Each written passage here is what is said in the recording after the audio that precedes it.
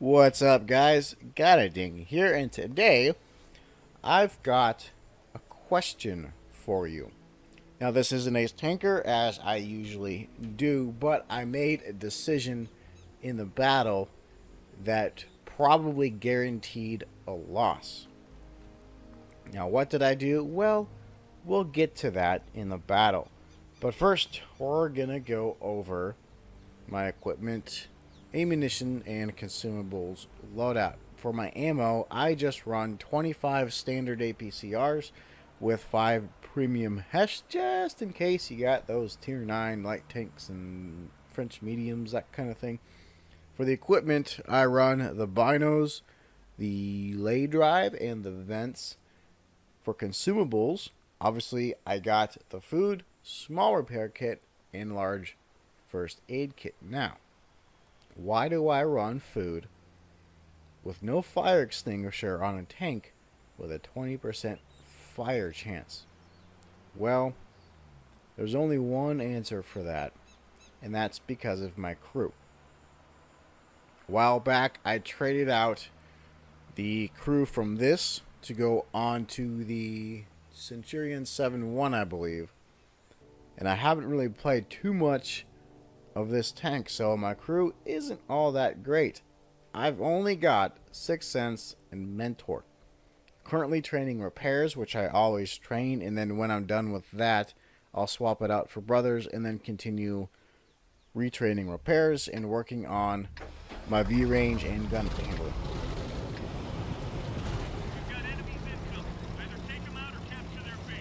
Alrighty, so I find myself on Ducal Pass from North Spawn. We are in a tier 8 match, which only has 3 tier 8s, one of which is an Arty, which is really good for me. That allows me to go south, which is something I would normally not recommend doing in a charioteer. Normally I would probably suggest where the light tank is on C8, somewhere right around in that area. It looks like our snake bite that was over there died. I don't know if that was a suicide or if he got lit and killed right off the bat.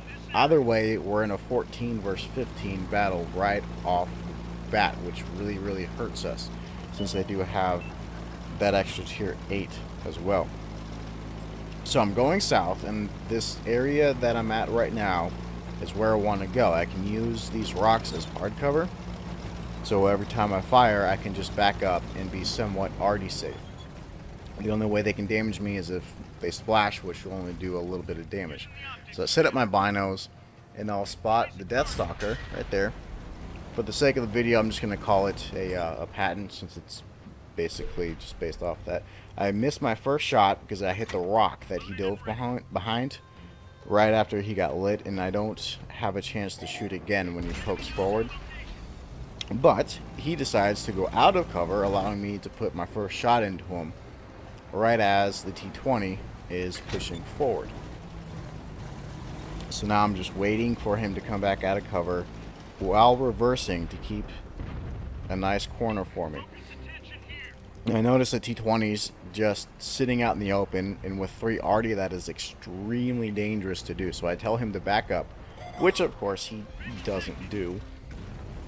I get detected. I thought it was from that patent, but it ended up being this light tank right here, so we go ahead and do a quick dispatch on him to get him out of the game, and then I focus my attention back on the patent, which I don't have a shot on. Now I take a very risky chance on pushing forward and ignoring him to take a shot on either one of these two. End up putting one into the Tiger P, and then immediately look back over at the patent to make sure he doesn't have a shot on me, which he doesn't.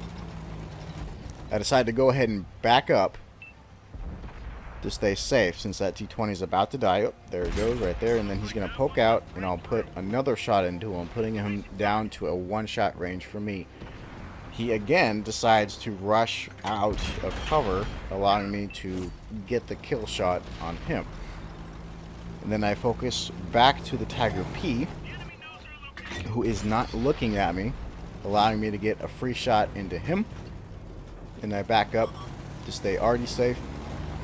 I do a little rocking poke to see if he's looking at me. He is, but he's turning his turret away, so I would go ahead and put another shot into him. Artie tries to shoot me, hits the rocks, which is why I wanted to go here. And then we trade hits, and I end up getting the kill. So I'm going to pause the video right here for a quick second. Now, what I'm thinking right here is I'm watching the KV2 and I'm watching the other Tiger to see where they're going. I did not look at the mini-map, which I should have done. So I didn't notice that they are on the top ridge area. I thought they were down below. So I'm watching them to see where they go. They end up splitting up. So I'm thinking in the battle that they are both flanking me at the same time, which is a good idea to do if they were down there. And so I go for the Tiger, since he has the most hit points and the KV2 is a little bit slow. I want to get the hit points down on that Tiger to give myself the best chance of winning a 2v1 situation. So then I go to the north side of this hill and just slowly drive around the corner of it, using the hill as a bit of a gun depression to help hide some of my tank. And I switch to first person, ready to fire in case he gets lit around the corner.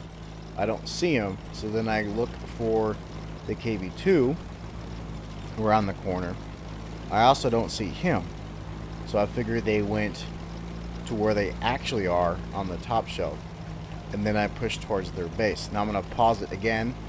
Let me know in the comments what you guys would have done. Would you have gone back to your team at the sacrifice of a lot of damage for the chance of winning, not a guaranteed win, but a chance of winning? Or would you have done what I chose to do and go for the damage? Keep in mind that if you choose to go south, you're almost guaranteeing that your team will lose.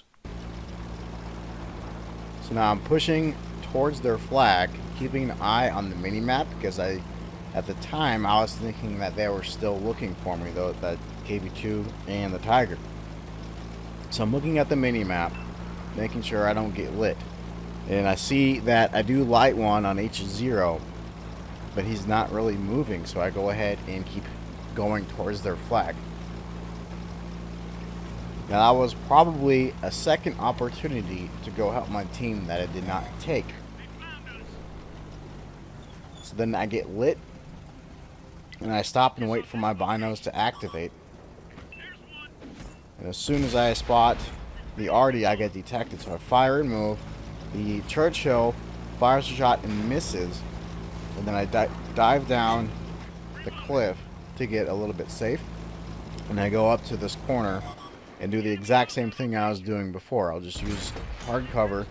I'll fire, back up into cover, and then I'll wait for my reload.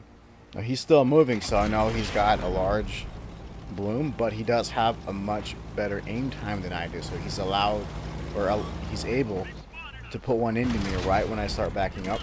So I'll put another one into him.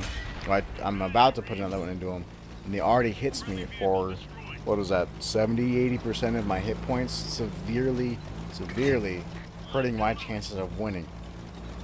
That shot, had I been able to carry from this side, probably prevented me from being able to do that. And then after I got hit by the Artie, I backed up and I was looking at my sixth sense to see if I was still targeted. That would have told me if I was being chased down from behind me. So I go to the bush, spot the other Artie, kill him, and then I push forward. Now I was last spotted by their flag, so they already know I'm here. And I don't want to be on their flag, since I have been unlit for a little bit. So I just go to the houses, and then I go north. Since there is one Artie left, I'll spot him up. A little bit after he sees me, I'll stop and aim. He fires and misses, allowing me to fully aim and get the kill on him. Then I continue north, keeping an eye on the ridges, because I'm assuming that there's going to be someone trying to chase me down. Almost always happens when you have this kind of situation. Sure enough, the light tank is there. He shoots, bounces off me, and I get the kill on him. Now at this point, what I'm thinking is that he is not going to be alone. I last saw them on the map by my flag, so I want to intercept them, and I go to this spot here, but I get lit by the medium, who is in 2-shot range for me. I make another mistake here by overextending, forcing me to rush my shot onto him before he gets to cover. So he got free damage from that, and then the tiger that I was worried about pokes the ridge and gets the kill on me. Moving on to the end plates. Total results were obviously a defeat, 5,232 damage with 8 kills, no assistance, 4 spots, and we made 32,000 silver. We got the ace tanker on this, put me at 90% damage standing. The Scoochie's medal for killing the 3 Arties, the Radley Walters for getting at least 8 kills, the Devastator for 7 kills, and Artie with a tank or TD. And then we get the Top Gun for getting over 6 kills, and a Sniper for our accuracy, which is 17 shots fired, 16 hits, and 15 penetrating shots. And before I end the video, just want to remind everyone of my co-stream with Clone Guy 72 and SpaceBANDIT, a couple other YouTubers that I highly recommend you checking out. It is on Saturday, September 29th at 6 p.m. Central, 7 p.m. Eastern. Everyone's invited. The first little portion of it will be just me, Clone Guy, and SpaceBANDIT platooning together, having some fun, and then we'll move it to the team training area where we just kind of get to know all you guys who are the ones that made this possible for me to get over 100 subs on YouTube and over 100 followers on Twitch. There we will just do games, run around, have fun. It's kind of laid back, do whatever the community wants to do.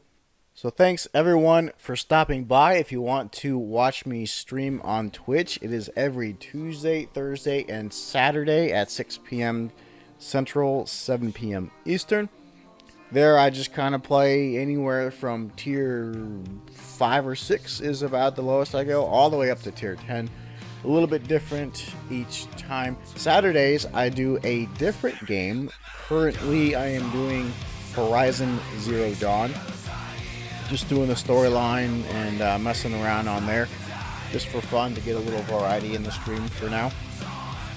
Thanks again for stopping by. I'm Got It Dingy, and I'll see you next time.